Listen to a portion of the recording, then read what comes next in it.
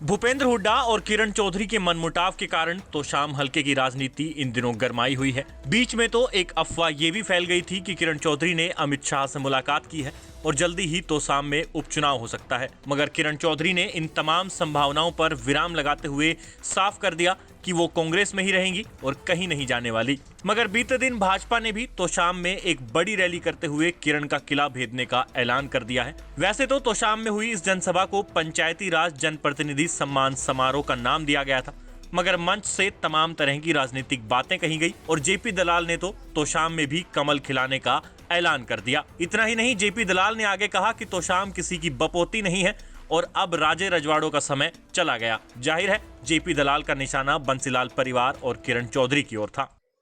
Bharatiya Janata party कार्यकर्ता आधारित party है। हम जो लोग चुने हुए हैं, जिसको जो जिम्मेदारी मिली है, हम कार्यकर्ता बन के काम करते हैं। लोकतंत्र की जो सही खूबी है कि जो सामने बैठे हुए हैं ये हमारे मालिक हैं, हम इनके सेवक हैं। इसी भावना में हम सब काम करना चाहते हैं, कर रहे हैं।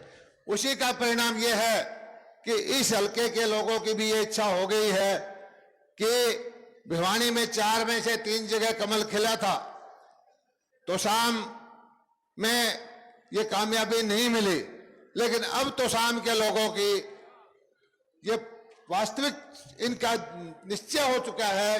आने वाले विधानसभा में, लोकसभा में यहाँ कमल का फूल खिलेगा।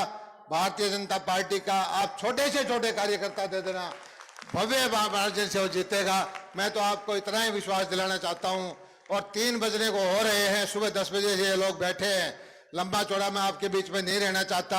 आपने हमें मौका दिया, बहन सुधा जी ने मौका दिया, हमारे बहुत सारे सांसद आए, हमारे विधायक आए, हमारे तोशाम के लिए सौभाग्य है। और हरियाणा के अंदर एक मैसेज जाएगा। तोशाम में कुछ लोग ये समझते रहे हैं कि ये राजनीति में विरासत है, बपोती है। जो सेवा करेगा जनता की वो राजनीति में जिंदा रहेगा।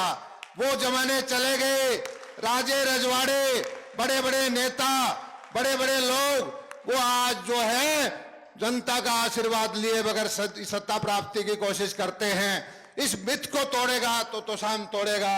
आने वाले वक्त में मैं फिर बताना चाहता हूं कि तोशाम की जनता ने ठान लिया है कि यहां पर मोदी जी की नीतियों से, मनोहर लाल जी की नीतियों से, जो गरीब कल्याण की नीतियां हमने अपनाई हैं, उससे प्रभावित होकर के यहां की जनता ने ठान लिया है कि आपके नेतृत्व में आने वाली भाजपा सरकार में तोशाम का प्रतिनिधि होगा, कमल का फूल खिलेगा, आपका विधायक होगा। तोशाम की इस जनसभा में भाजपा के प्रभारी विप्लव देव भी पहुंचे थे।